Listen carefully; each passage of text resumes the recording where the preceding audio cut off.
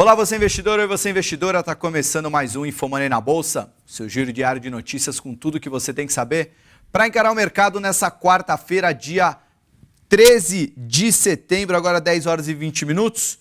O Ibovespa opera em queda de 0,20%, como vocês podem ver ali na telinha, muito bonitinha, nossa super animação da produção do InfoMoney, Ibovespa caindo 0,2%. Abriu o dia o futuro em queda, o Ibovespa às 10 horas estava em alta, agora já está queda de 0,2%. Aquela lenga-lenga que a gente viu nas semanas antes de renovar a máxima histórica parece estar voltando hoje, mas também porque o mercado está em modo de stand-by, esperando a última flechada de Janot.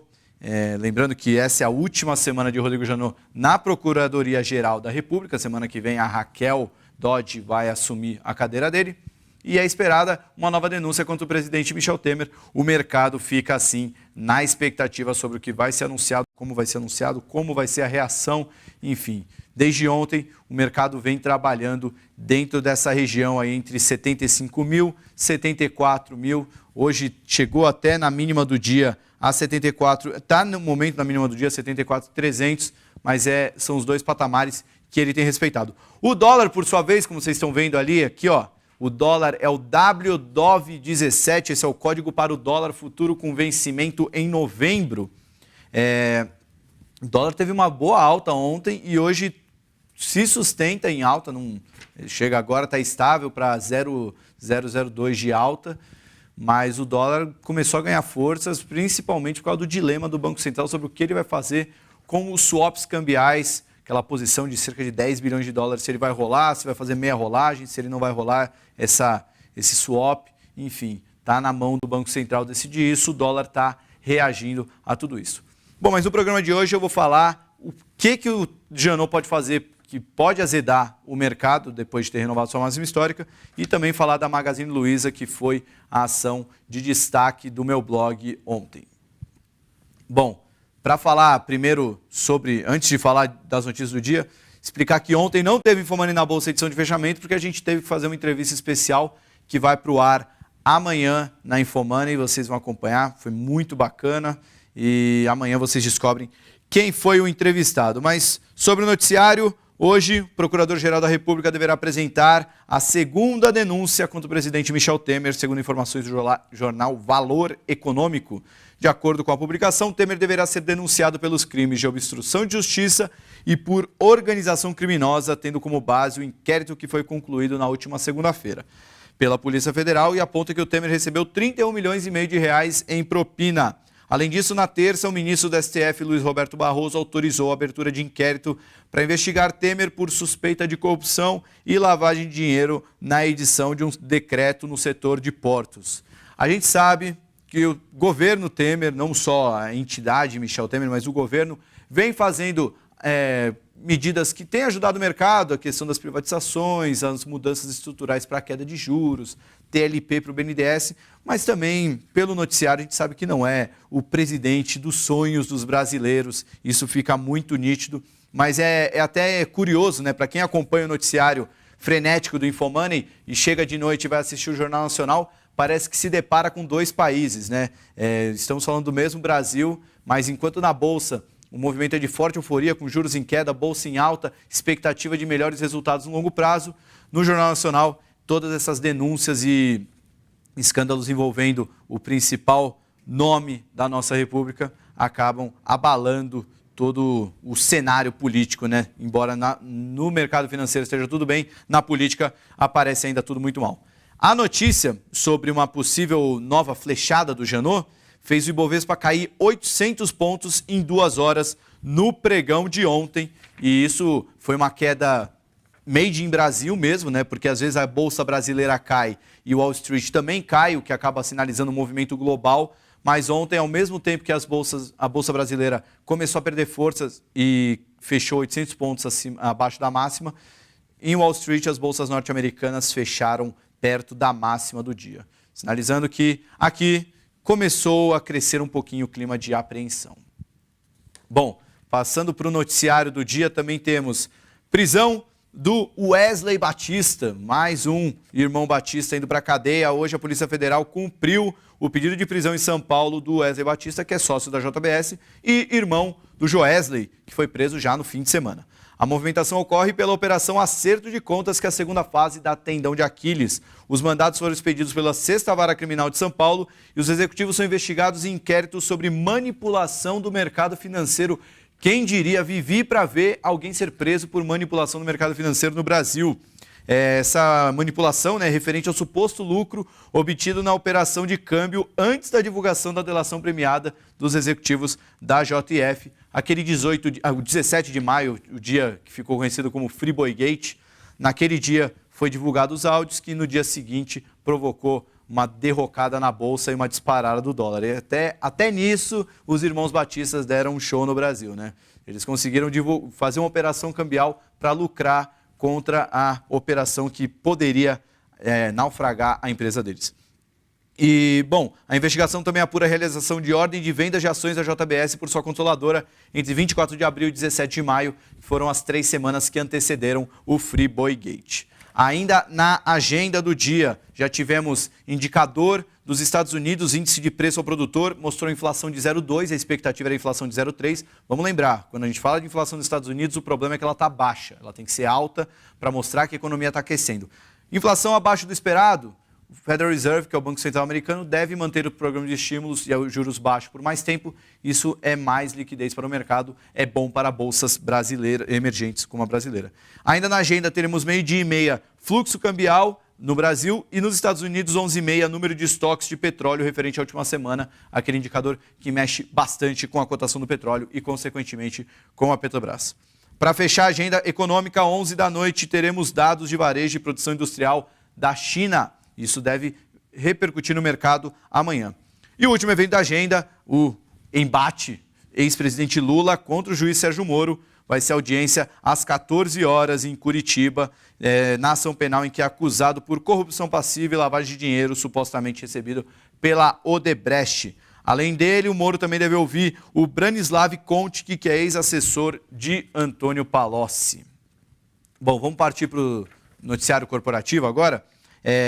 Antes de falar do noticiário corporativo, já vou pedir para a produção jogar aí no chat do Facebook, que eu estou acompanhando a transmissão aqui de rabo de olho, e também no chat da Infomoney TV, o blog que eu fiz ontem sobre por que eu sigo recomendando as ações da Magazine Luiza. Vamos até botar na tela aqui a Magazine Luiza, que eu já fui muito elogiado e muito xingado. Falem bem, falem mal, mas falem de mim, né? Já diria o poeta. Mas o fato é que a Magazine Luiza teve uma queda muito forte ontem por conta da notícia da oferta de ações. Eu fiz uma análise falando por que eu acredito que essa queda é uma oportunidade de compra. Muita gente não conseguiu comprar a Magazine Luiza por causa das fortes altas. Mas, resumidamente, a oferta de ações acaba sendo uma notícia velha, já que já é veiculado isso desde maio, só de fato aconteceu. É ruim no curto prazo mesmo, pressiona, e eu deixo lá bem explicado porque que isso afeta o preço de uma ação na bolsa, quando uma companhia anuncia que vai fazer uma oferta de novas ações. Mas fiz algumas considerações importantes. A primeira é que a oferta de ações é menor em quantidade de ações do que aquela anunciada em maio, isso porque, embora seja o dobro do tamanho, a ação valorizou-se em 130% de maio para cá, então em quantidade de ações é menor.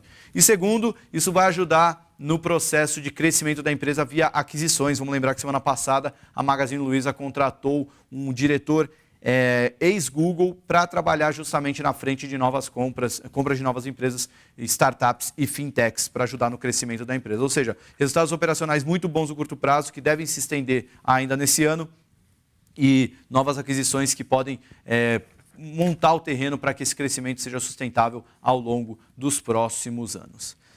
Vamos falar também de Ser Educacional. Vamos ver como é que está a ação, se já abriu, né? Agora nesse momento, o horário de Brasília são 10h29, a Ser está caindo 5,7%. A notícia é parecida com a Magazine Luiza. Eu não acompanho tão a fundo a Ser para saber, com detalhes, assim como eu passei com a Magazine, mas eu peguei a opinião aqui do pessoal do BTG Pactual, que já fez uma análise sobre ela. O que aconteceu com a Ser?